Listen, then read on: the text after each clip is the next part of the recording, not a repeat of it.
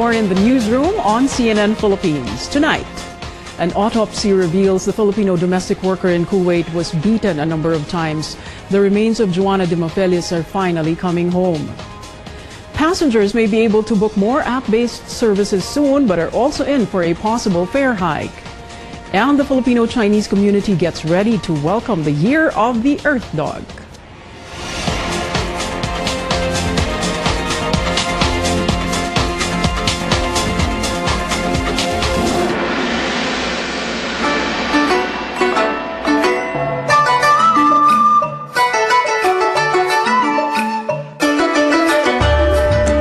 Good evening, I'm Cherry Mercado. We are just hours away from Chinese New Year, and we're still monitoring the festivities of Filipino-Chinese community in Manila as they prepare to usher in the Year of the Earth Dog. Our correspondent Anjo Alimario is still in Binondo, home to many Filipino-Chinese families. Anjo, how are the celebrations there? Yes, Cherry, 3 hours to go before Chinese New Year, and people keep flocking here to welcome the Year of Earth Dog. And we're actually here in front of the Lucky Chinatown Mall where the countdown will happen later. A set of artists will perform later, including Bamboo, and Manila Mayor Joseph Estrada is also expected to join the countdown later. Now, of course, many Filipinos celebrate Chinese New Year with hopes of attracting good spirits for them to be given prosperity and luck, as well as closer ties with their families and peace of mind. And if you are planning to take part in some of the Chinese practices, well, you can do so here inside the mall. The mall actually has set up 8 lucky ritual stations. You have, among others, wishing tree. You also have ringing of gong. You also have lighting of first incense, among others. Now, if you're planning to find lucky charms, well, you would have a hard time here in Binondo. There are a lot of choices for you. They come in different shapes and sizes, and boxes of tikoy or sweet rice cake sell like hotcakes here in Binondo right now. Of course, tikoy is known as a traditional Chinese dish eaten during Chinese New Year. And of course, it symbolizes the bond of families eating together. And we also saw earlier performances, dragon dance performances in malls and banks. And mall owners handed them ang pao or red envelopes with money inside. And we also saw small children actually performing their own version of dragon dance. And it's actually quite interesting to see them showing Filipino creativity with their own use of improvised props. Now, a grand fireworks display will cap off the celebration here in Binondo later here in Manila. Now, back to you, Sherry. Thank you, Anjo Alimario, running down the festivities for us from Binondo, Manila. President Duterte urges solidarity among Filipinos and Chinese in celebrating the Lunar New Year. In a message, the president underscores the country's enduring friendship and the long and colorful history with the Chinese. The president hopes the occasion will, quote, strengthen our sense of solidarity and goodwill as a single nation committed to the preservation of the multifaceted Filipino heritage. Just hours from now, it's the start of the Year of the Earth Dog. We spoke to some feng shui experts to tell us what the year is about and how it can bring good luck to everyone.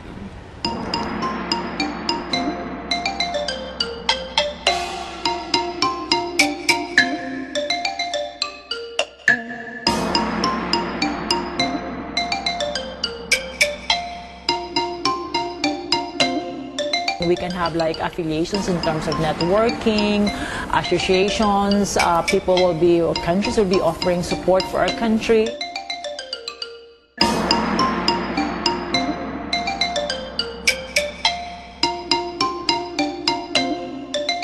He may be a bit frustrated because the things that he wanted to be done is not being done on time.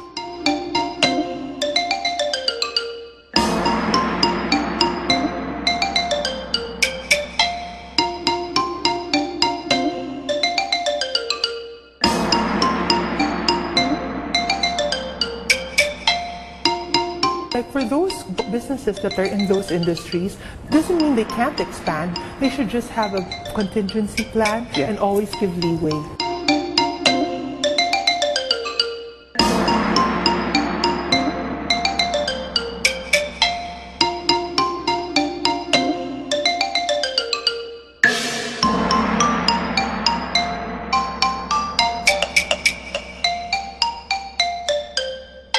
Disaster response frontliners held today the year's first nationwide earthquake drill. It's an annual exercise for the public to prepare for a major disaster. George Cahiles tells us how it went in Quezon City. We're here at the Quezon Memorial Circle in Quezon City. This is one of the areas where the government's drill on a nightmare scenario is being carried out. A 7.2 magnitude earthquake hitting Metro Manila and nearby areas, also known as the Big One. A study states that around 35,000 people might die and thousands others may be injured if the West Valley Fault will move strongly in densely populated Metro Manila. Now, this earthquake drill is being carried out every quarter of the year since 2006. This is for the people to know what to do in preparation and during an earthquake scenario and other hazards. Nakakatakot po kasi ang daming building na matutumba po at kailangan pong paghandaan talaga yung darating na lindol po. Kung may kit po kami, tubig, ulat ng gamot, flashlight. Tapos may number po ako sa anak ko at sa asawa ko. At may isa po kaming lugar na pwede kami doon magkita-kita. This is also a way to test the government's preparedness to respond to this particular earthquake scenario, the interoperability of various government agencies as well as private volunteer groups utilizing all their assets, sea, land, and air. We should always be trying to improve our systems and processes. Kaya kailangan natin ito na palagi natin ginagawa. Simultaneous yung occurrence ng iba't ibang mga incidents dito, sabay-sabayan. So, kailangan everybody will contribute. Ito mga drills na ginagawa natin dito, every time meron tayong natututunan. After this, magkakaroon tayo ng critic kung saan lahat ng mga comments ay kukunin natin and then we will improve more. No one can really predict as to when the earthquake will happen. That's why it is important for the people to have the proper knowledge on what to do to prevent loss of properties, even lives. George Cahiles, CNN Philippines. We're getting more information about the gruesome death of a Filipino worker in Kuwait who was found in a freezer. And on a lighter note, the Filipino-Chinese community is ready to ring in the Year of the Earth Dog. We have those stories next. Keep it here on Newsroom. In the newsroom on CNN Philippines. She suffered grave abuse and worse, was put in a freezer. Joana de Mafelis is left for Kuwait to be a domestic helper in 2014. Her family describes her as ambitious and hopeful. But after a short phone call in 2016, Joana became silent. And just earlier this month, the government confirms Joana was found dead, cold in Kuwait. CNN Philippines is learning more about her gruesome death through the country ambassador to Kuwait, Renato Villa. He says Joana de Mafelis was beaten several times, suffered broken ribs, internal bleeding, and contusions and trauma before she died. Ayon sa record ng immigration dito, umalis ng bansa yung mag-asawa noong November 2016 pa at bago sila umalis ay nag-file sila ng report sa immigration din na tumakas daw sa kanilang bahay si Joana. Yun ay isa nilang ginawa para siguro pagtakpan yung kanilang ginawang krimen. Ang sabi ng mga otoridad at malamang talagang nandun siya since November 2016 dahil pinapadlock yung apartment na tinitirhan ng mag-asawa. The Foreign Affairs Department says the body of Joana de Mafelis will return to the Philippines on Friday morning. It will be flown the next day to her hometown in Iloilo. Labor Secretary Silvestre Bello orders the recall of the country's welfare officer in Kuwait for failing to act on the case of Joana de Mafelis. Our AC Nichols tells us more. In a letter of explanation, Overseas Worker Welfare Officer Maria Sara Concepcion said it is impossible for her to accommodate all requests for assistance from Filipinos working in Kuwait or their families.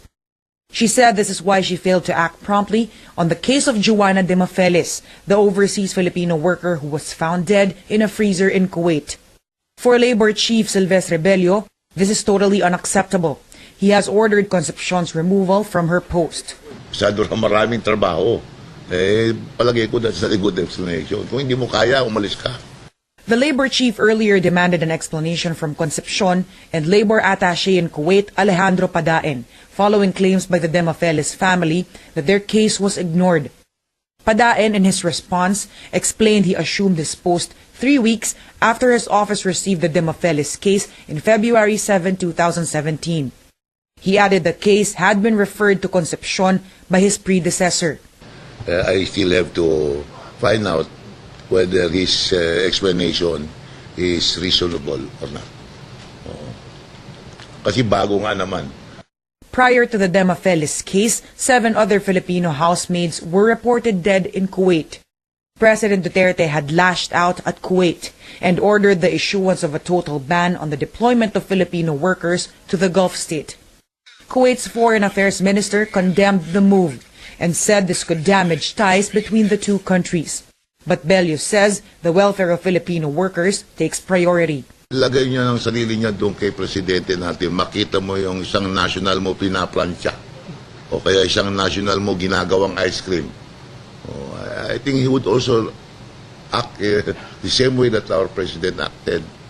Bello said he met with Kuwait's ambassador to the Philippines, who expressed a sense of urgency in pushing through with the signing of a memorandum of agreement that will give Filipino workers greater protection in Kuwait. He is hopeful the deal will be signed sooner than later. There are 136,000 documented overseas Filipinos working in Kuwait. He added the signing of the deal could lead to the lifting of the ban on workers' deployment to Kuwait. AC Nichols, CNN Philippines. CNN Philippines put newsmakers on the record to get to the bottom of the OFW issue. Among the key people we spoke to, labor rights advocate Toots Ople. She says it's unfortunate how some Filipino workers abroad are treated as slaves. They don't see the mother in that person. They don't see that this is a human being with children who love her. In the case of Joana, with a family that has nurtured her through the years. They just see a slave, a commodity, someone that they bought. They are deprived of their right to the universal principles of human rights, no? Minsan even the right to a living wage, a decent wage. Maraming instances delayed yung sweldo rin ng ating domestic workers. The right to have a day off, the right to possess their own identification and travel documents. Maraming rights na violate, ano? But yung intrinsic right lang ba na you are treated as a person, as an equal, not as a possession. The situation is bizarre. Considering the times, it has changed already so much. Pagkatapos, we just expose our kababayans to a treatment like this. I mean, kung minsan nga nagugulat ako na gusto pa na, what do we want? You see a president na nagde-declare ng ban. Why?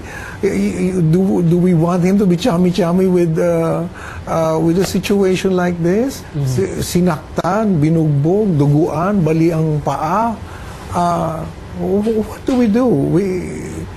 This is just a natural reaction of a father of a nation.